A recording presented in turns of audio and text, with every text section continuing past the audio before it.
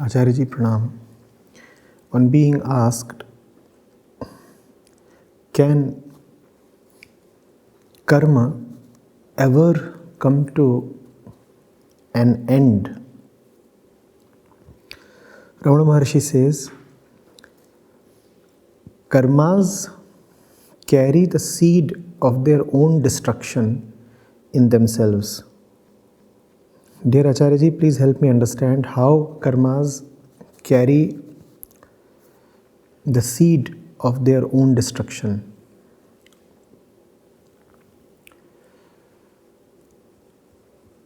Karma is action.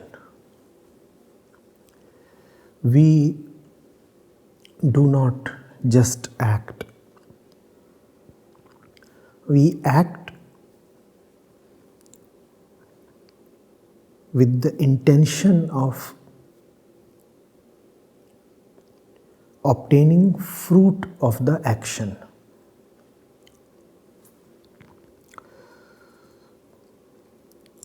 So the actor is there, the actor acts,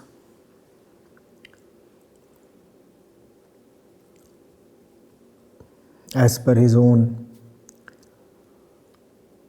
personal intellect, desires, calculations, projections. And he speculates, calculates that his action will get him a particular result. The result is, in his estimation, in his imagination, pretty lucrative. In fact, it is for the sake of that result that he acts.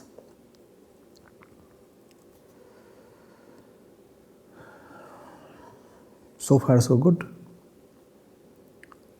But then comes the disappointing part. And the disappointing part is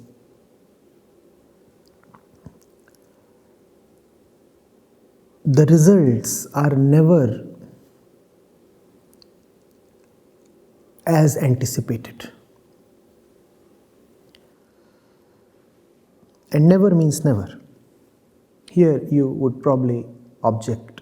You would say, but sometimes we do succeed in getting results of our choice. No, I would still insist. What is it that the actor is actually seeking in the result? The actor is seeking contentment, completion, a finality, a solution in the result.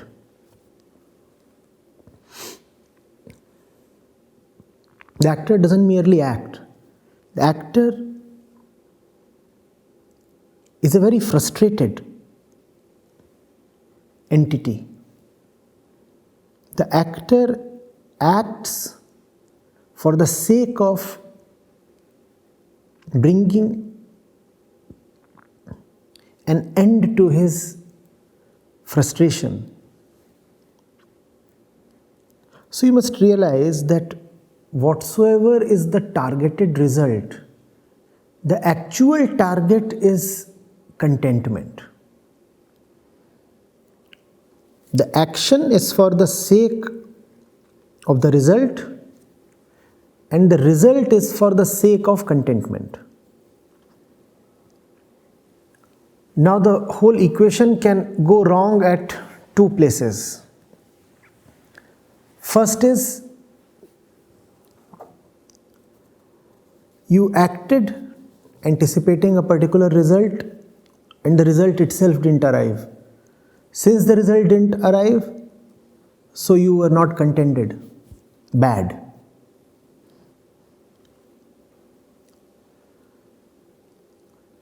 The second probability is you acted for the sake of a certain result and the result was as per your wish. Yet this fulfillment of the wish couldn't fulfill you. The wish was fulfilled, you were not. There was no contentment. The actor is left high and dry. High because he has obtained the desired result. Dry because the desired result does not suffice. So if the first scenario in which the action failed to fetch the desired result was bad, then the second scenario where the action succeeds in fetching the desired result is worse. Now that is not a very attractive position to be in. A position in which you have to choose between bad and worse. Would you want to be in a position where these are the only two choices available? One choice is bad, the other choice is worse. But then that's the situation of the actor. He has to pick one of these two. Very badly placed is he.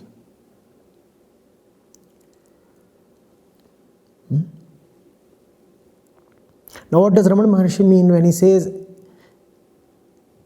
karma carries within itself the seed of its own destruction?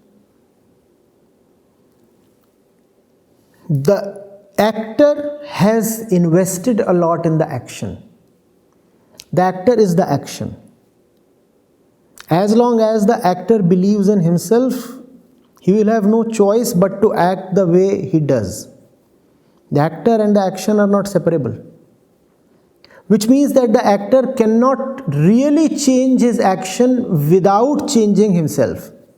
Please understand. The actor really has no choice with respect to the action as long as the actor remains who he is. The actor is the action. Now if the action and the subsequent flow of events are quite painful, then the actor thinks of quitting the action, correct? The actor brings about the action brings about the result, and the result fails in bringing about contentment. And all this has involved a lot of investment of time and energy and hope and commitment. Right? The actor sees this much. The actor says, this entire train of events is no good. Sometimes things are bad, at other times they are just worse. This is no good. So what is it that he can change? The action. But he cannot change the action if he remains who he is. The actor is the action. So the actor is now badly stuck. If he remains who he is, then the only two choices are bad and worse. And if he wants to avoid the bad, then he cannot remain who he is. He has to go away, dissolve, give himself up. It's almost like death. Quite scary. The imagination part of it. So the actor, in spite of all the brickbats and all the frustrations and defeats he has received, still tries again. See, he is the actor. What else can he do? He is choiceless in a sense. As long as he remains who he is, he will be compelled to keep doing stupid things. So he embarks on another such stupid pursuit, which is to try again, modify the action a little, superficially, and hope that the results will be different this time. The results are not. The results are not. He puts in more hard work, hoping that the results will be different. You see, there was this lane.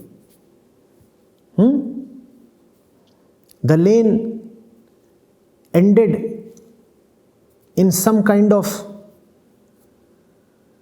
a huge hole that looked into the sewer.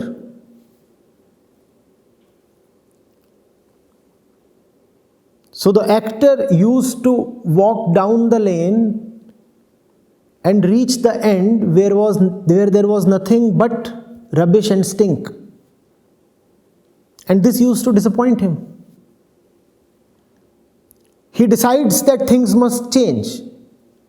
He decides that things must change with him remaining who he is,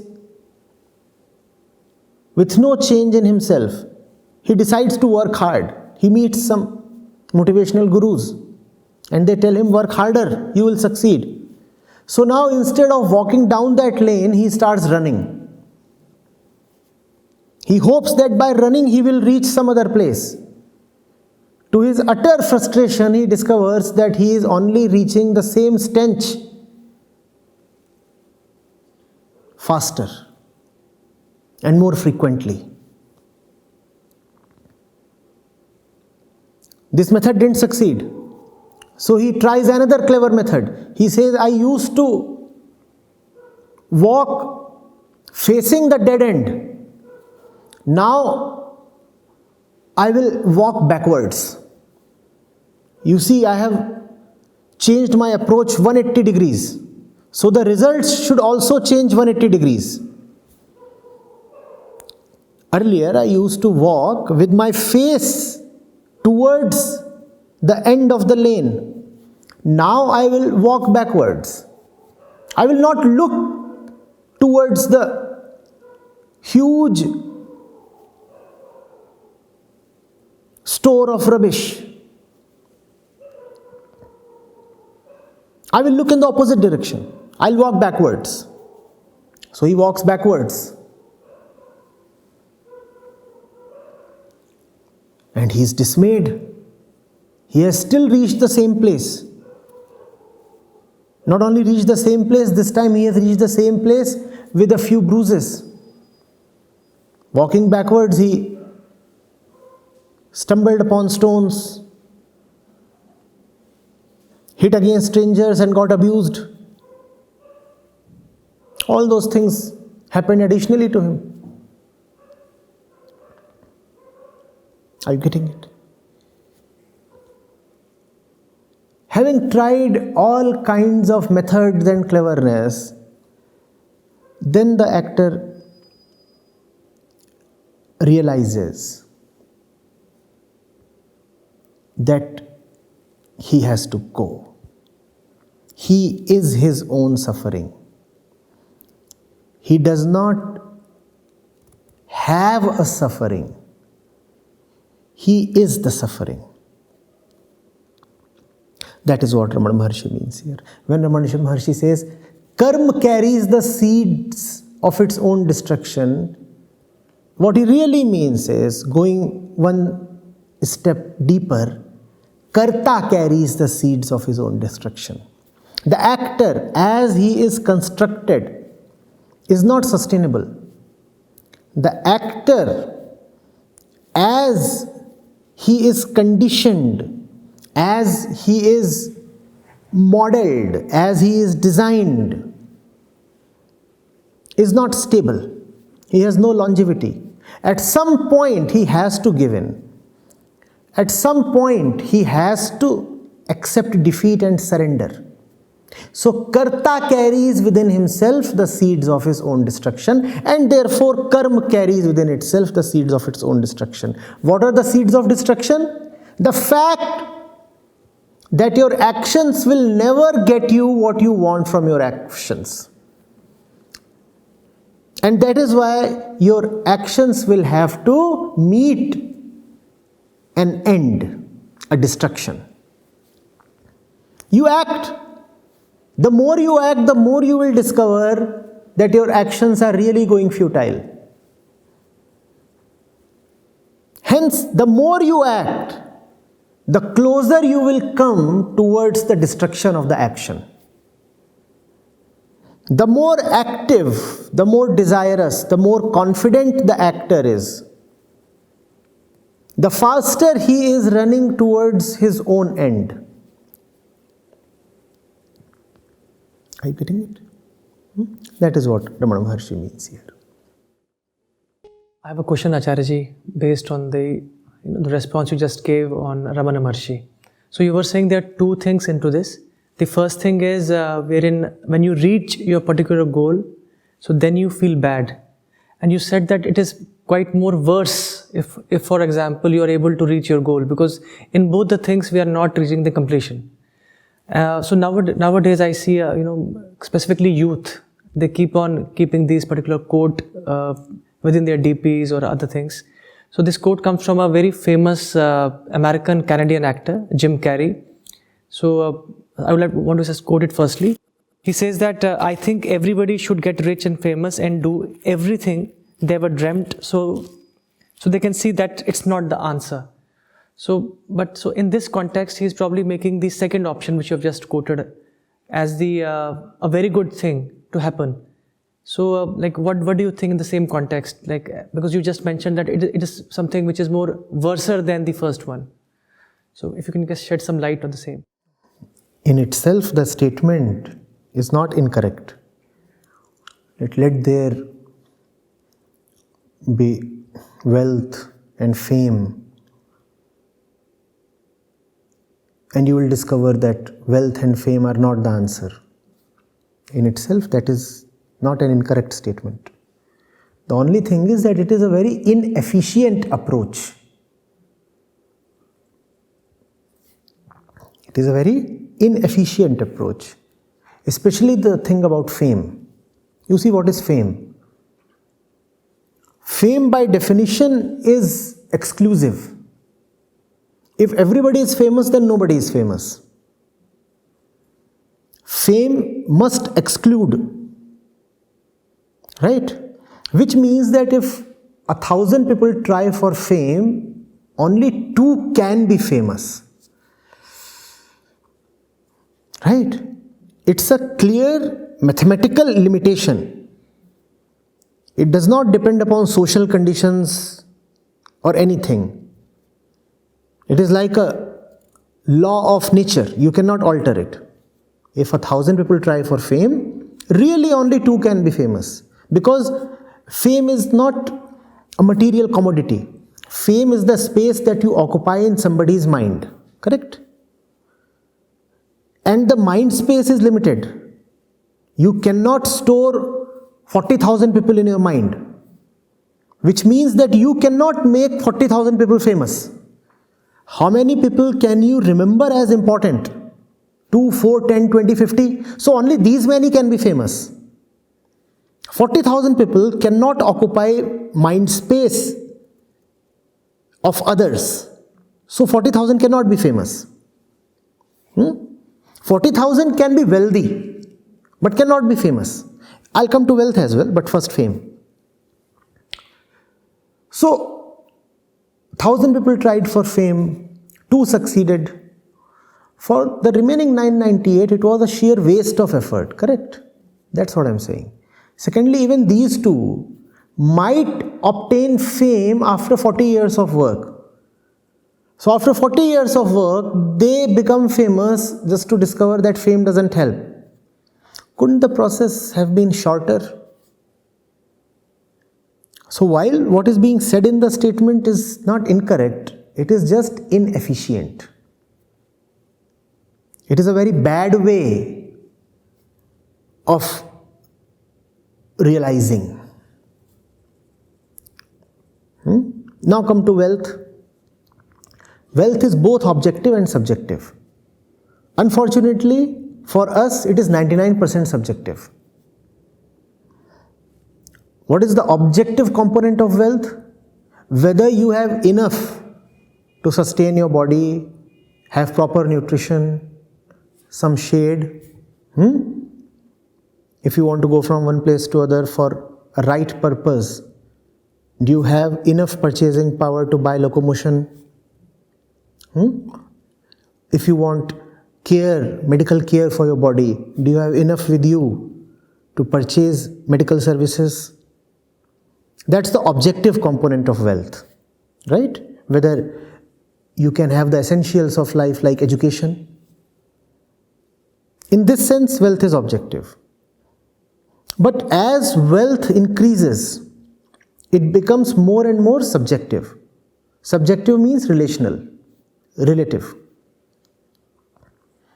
Now, if you have a car, then you are very poor if you live in a locality where everybody has, on an average, 4 cars each. Or if you have a small car, then you consider yourself not wealthy because all around you are people driving their huge SUVs. Are you getting it? Which means that in its subjective component, wealth is very much like fame. Not everybody can be famous, and not everybody can be subjectively wealthy either. So again, that makes this approach very inefficient. Everybody tries to be wealthy. Only 2 succeed. 998 do not get to be wealthy, so they can never verify the statement that you made. 998 are not even in a position to verify the statement that you made. 2 succeed in just reaching the place where verification is possible. And they verify and they find that fame and wealth are not the answer, as is contained in the statement. But then that has been a very, very expensive journey. Expensive and therefore inefficient. It is far better to reach your destination without consuming too many resources, is it not? If you burn too much oil in covering the distance, then first of all, you are wasting your own time and money. Secondly, you are a climate criminal. Are you not? So why release so much carbon, undertaking a futile journey, when the same realization can happen inexpensively and rather swiftly through other means?